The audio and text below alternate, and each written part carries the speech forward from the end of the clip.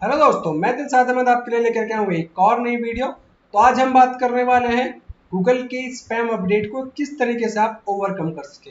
जिसका मैं बात करता हूँ आपकी बेसिकली अगर मैं बात करूँ तो बात होती है कि how to save your website from Google core update algorithm. जी हाँ, बेसिकली जैसा कि आपको पता होगा कि कुछ टाइम से कंटिन्यूसली गूगल के अंदर कुछ ना कुछ नए अपडेट्स चल रहे हैं। इसके लिए मैंने आपके लिए एक वीडियो भी बनाई है, आप जाकर इसको चेकआउट कर सकते हैं, जिसमें मैंने आपको बताया है कि what is Google core update और साथ के साथ उसकी जो प्रॉब्लम्स हैं वो क्या क्या है, किस वजह से गूगल का कोर अपडेट आया है, कितनी तरीके के अपडेट आए हैं। ये सारी चीज़ें मैंने आपको बता रखी है। अगर आपने अभी तक वो वीडियो नहीं देखी है तो अभी जा करके उसको कमेंट में देख सकते हैं या फिर आपको हमारी प्लेलिस्ट के अंदर भी मिल जाएगी कोर अपडेट के बारे में। ठीक है, तो हम बात करते हैं कि how to save website from Google core update algorithm. जैसे कि आपको पता होगा कि स्पैम अपडेट काफ़ी दिन से चल रहा है। पिछले दिसंबर में भी आपका पता होगा कि आपको एक अपडेट आया था, लिंक स्पैम अपडेट, जिसकी वजह से बहुत सारे यूजर्स और बहुत सारे जितने भी आपके ब्लॉगर्स थे या फिर कंपनी ऑनर थे सभी के ट्रैफिक डाउन हुए थे। अब हम बात करते हैं कि कोर अपडेट को किस तरीके से आप सेव कर सकते हैं।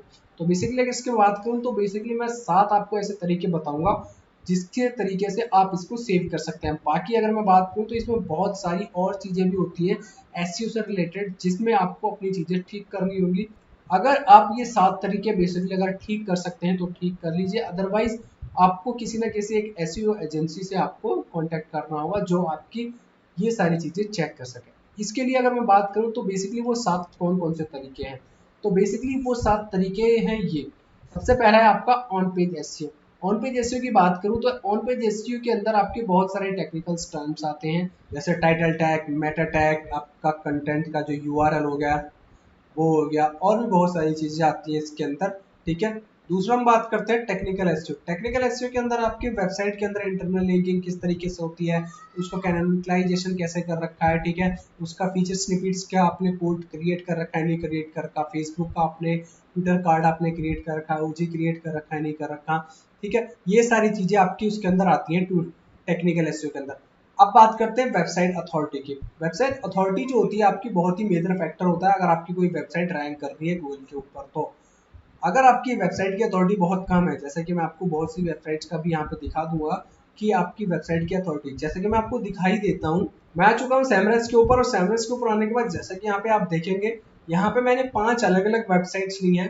5 अलग अलग वेबसाइट्स की अगर मैं बात करता हूँ तो यहाँ पे हर चीज के ऊपर कुछ ना कुछ इफेक्ट हुआ है। ठीक है, यहाँ पर अगर मैं बात करूँ पहली वेबसाइट की, तो पहली वेबसाइट का देख सकते हैं इंक्रीमेंट हुआ है 58 ऑर्गेनिक कीवर्ड, यानी 3% का इंक्रीमेंट हुआ है जब से ये आपका स्पैम अपडेट है। उसके बाद से कंटिन्यूसली इसका ऑर्गेनिक ट्रैफिक भी इंक्रीज हुआ है और यहाँ पे इसका जो है जो ऑर्गेनिक कीवर्ड्स है वो भी इंक्रीज हुए हैं। अगर मैं बात करता हूँ इसकी अथॉरिटी की, तो देख सकते हैं इसकी अथॉरिटी 6 है।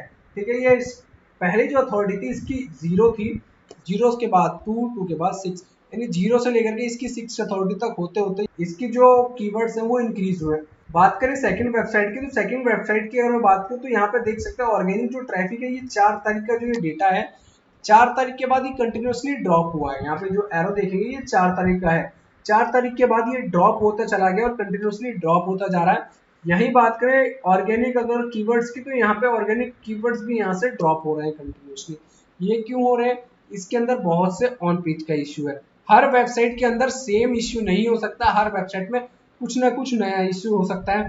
इसके अंदर बात करें तो इसकी सभी चीज़ें ठीक है, क्योंकि हमने क्रिएट की थी अभी 1 महीने पहले से, अभी इसमें काम किया है। तो 1 महीने पहले से काम, जब से स्पैम अपडेट के बारे में पता चला था, स्पैम अपडेट के बारे में हमने इस पर काम किया। स्पैम अपडेट के बाद ये कंटिन्यूसली अब इंक्रीज हो रही है।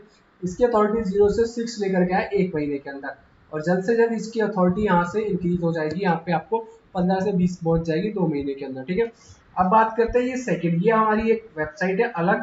ठीक है, इसके अंदर मैं बात करता हूँ तो ये वेबसाइट के अंदर हम देखेंगे तो यहाँ पे कंटिन्यूसली ये ड्रॉप हो रहा है।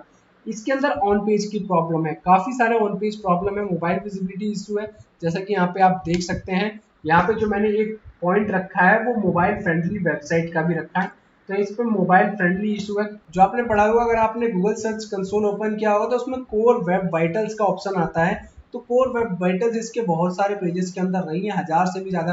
अगर मैं बात करूँ तो इसके अंदर 3000 से भी ज़्यादा पेजेस हैं और 1000 से भी ज़्यादा के अंदर जो कोर वेब वाइटल्स हैं वो प्रॉब्लम्स हैं।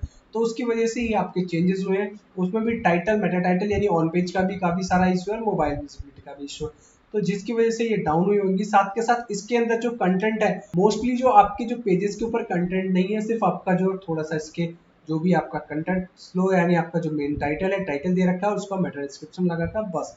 किसी में टाइटल बड़ा है तो किसी में टाइटल छोटा है, तो वो चीज़ की प्रॉब्लम है जिसकी वजह से ड्रॉप हुई है कंटिन्यूसली।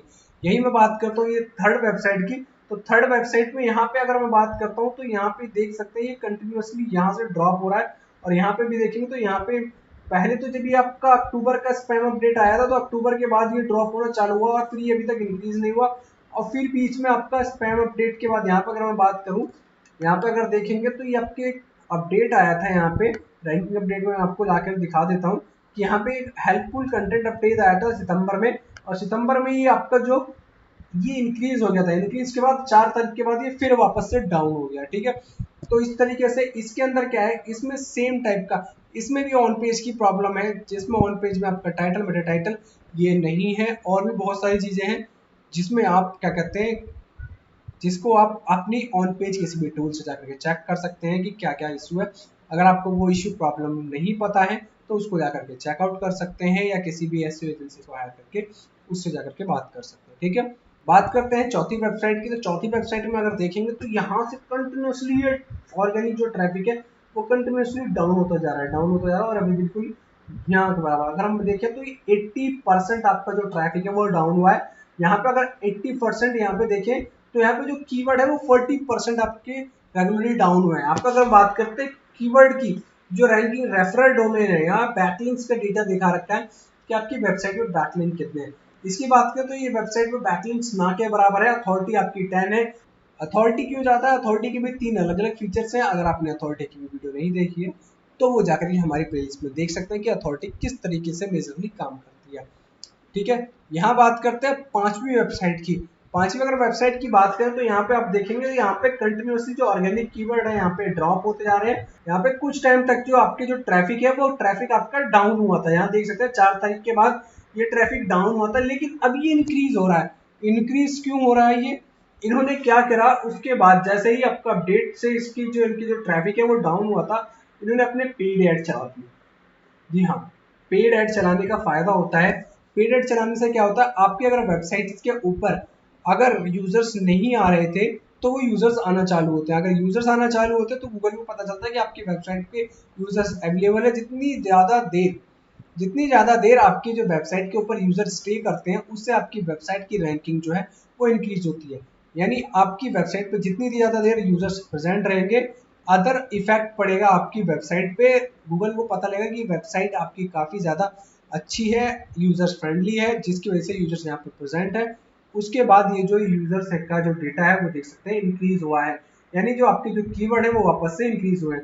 ये कंटिन्यूसली डाउन जा रहे थे, आई थिंक 30% के आसपास इसकी वेबसाइट की जो ट्रैफिक है वो डाउन गया था। उसके बाद जब इन्होंने पेड ऐड चालू किया तो पेड ऐड चालू करने के बाद इसका जो ट्रैफिक है वो वापस से इंक्रीज हो गया।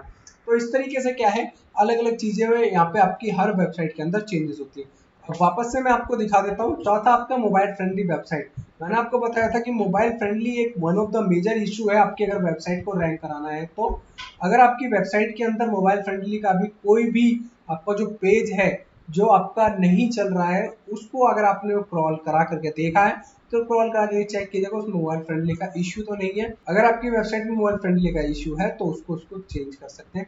अगर आपने अभी तक मोबाइल फ्रेंडली इशू को किस तरीके से सॉल्व कर सकते हैं वो वीडियो नहीं देखी है तो वो भी हमारी प्लेलिस्ट में जाके चेक कर सकते हैं। हमने गूगल सर्च कंसोल की जो प्लेलिस्ट है उसमें ऐड कर रखा है, साथ के साथ वर्डप्रेस की जो प्लेलिस्ट है उसमें भी ऐड कर रखा है। अदरवाइज मैं आपको यहाँ पे कमेंट पे भी आपको वो लिंक प्रोवाइड करा दूंगा। अगर आपको वीडियो पसंद आए तो लाइक कीजिए, शेयर कीजिए और चैनल को सब्सक्राइब करना बिल्कुल भी मत भूलिएगा, ताकि आपको आने वाली सभी वीडियो की जो नोटिफिकेशन है वो टाइम टू टाइम मिलती रहे। अब अगर हम बात करते हैं तो पांचवा जो आपका है कंटेंट डुप्लीकेसी। जी हाँ, आपकी वेबसाइट पे अगर कंटेंट डुप्लीकेट है तो वो भी आपका जो है आपका एक मेजर इशू हो जाता है यूजर फ्रेंडली के लिए। क्योंकि जब से यूजर फ्रेंडली कंटेंट अपडेट आया था उसके बाद से गूगल ने इसको बहुत ज़्यादा बड़ा मेजर इशू बना दिया है। क्योंकि गूगल यही चाहता है कि जो आपके यूजर्स हैं यूजर्स को फ्रेंडली कंटेंट मिले, यूजर फ्रेंडली कंटेंट मिले, यानी वो इजी तरीके से उसको समझ पाए और आपका कोई भी डुप्लीकेसी ना हो, ठीक है। डुप्लीकेट कंटेंट ना हो, साथ के साथ आपका एआई जनरेटेड कंटेंट ना हो।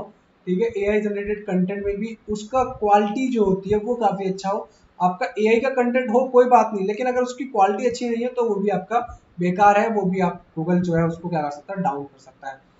नेक्स्ट हम बात करते हैं रेगुलर अपडेट ऑन वेबसाइट, यानी अपनी जो वेबसाइट के अंदर है आप रेगुलर अपडेट करते रहिए। यानी अगर आप ब्लॉगिंग वेबसाइट में है तो ब्लॉगिंग के अंदर आप नए नए ब्लॉग्स डालते रहिए। इससे क्या होता है कि आपके जो यूजर्स हैं, कंटिन्यूली जो यूजर्स हैं जो आपकी वेबसाइट पे आते रहते हैं, वो वापस से आके आपकी जो वेबसाइट के न्यू न्यू कंटेंट है उसको रीड करेंगे, जिससे गूगल को पता चलेगा कि आपके जो यूजर्स हैं वो आपके रिटर्न होकर के आ रहे हैं, जिससे आपकी जो अथॉरिटी बढ़ेगी और साथ के साथ आपकी जो वेबसाइट के जो कीवर्ड्स हैं वो भी इंक्रीज होंगे, आपके जो वेबसाइट पे ट्रैफिक है इंक्रीज होगा और आपकी रैंकिंग भी साथ के साथ इंक्रीज होगी। ये आपके कई सारे अलग अलग मेजर फैक्टर होते हैं जिसकी वजह से आपकी वेबसाइट की रैंकिंग इंक्रीज होती है। अब जो सातवां अलग फैक्टर है वो है बैकलिंक। जी हाँ, बैकलिंक किस लिए काम आता है? बैकलिंक मेजरली काम आता है आपकी वेबसाइट की अथॉरिटी इंक्रीज करने के लिए, और साथ के साथ आपके जितने भी चाहे आपके ब्लॉग हैं या आपकी कोई सर्विस पेज है उसको अलग अलग वेबसाइट के अंदर अलग अलग पोजीशंस के अंदर अलग अलग लोकेशन पे पहुंचाने के लिए। इससे क्या फ़ायदा होता है कि आपके जो न्यू जनरेटेड कोई भी कंटेंट होता है वो आपके अलग अलग वेबसाइट के वो अलग अलग वेबसाइट्स के ऊपर जाएगा, और जाने के बाद अगर उस वेबसाइट का यूज़र वो कंटेंट देखेगा, अगर वो कंटेंट उसके लिए होगा तो वो उस लिंक पे क्लिक करके आपकी वेबसाइट पे आएगा, जिससे आपके रेफरल ट्रैफिक इंक्रीज होगा। ठीक है, तो इस तरीके से आपकी अथॉरिटी भी इंक्रीज होगी, आपकी वेबसाइट पे ट्रैफिक भी इंक्रीज होगा।